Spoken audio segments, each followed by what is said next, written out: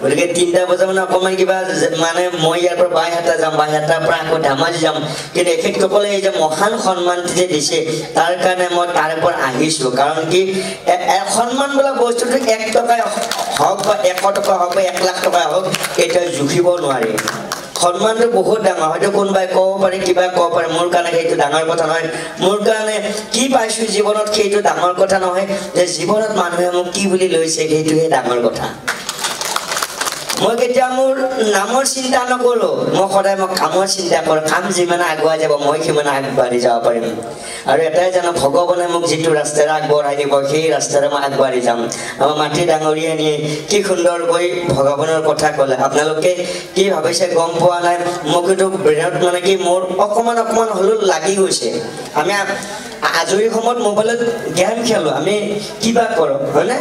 কিবা কিবি মানে কি আমি কমেডিও কৰো কমেডি চাব লাগিব কিন্তু তাৰ মাজত আমি যদি অকণমান সময় লৈ যদি আমি যদি মানে ভগৱান আল্লাহ তেখেতসকলৰ ওপৰত যদি আমি যদি আগবাঢ়ি যাব পাৰোঁ অকণমান যদি আমি যদি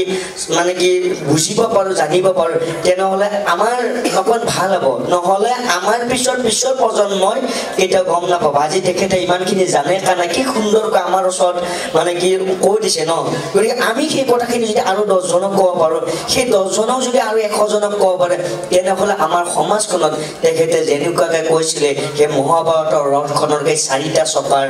সম্পূৰ্ণ কথাখিনি আপোনালোকক ক'লে নহয় সেই গোটেইকেইটা গুণ তেতিয়াহে আমাৰ মাজত থাকিব আৰু তেতিয়াহে আমি সমাজত এজন মানুহ হিচাপে নিজকে পৰিচয় দিব পাৰিম হয়নে নহয় বাৰু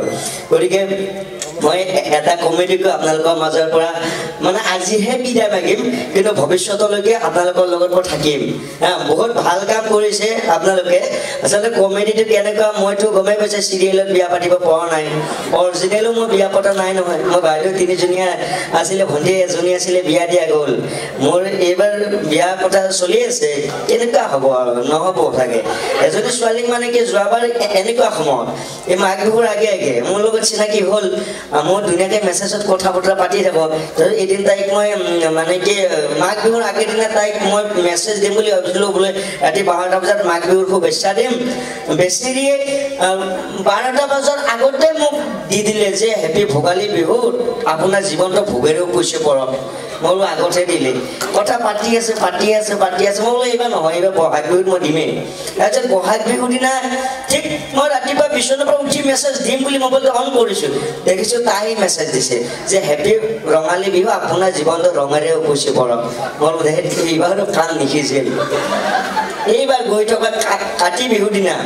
ৰাতি একদম 11:59 মই তাইক মেছেজটো দিছোঁ ধুনীয়াকৈ দিছোঁ তাৰ পিছদিনা দেখোঁতে মোক ব্লক কৰি থৈছে মোৰ কেছ কি তাৰপিছত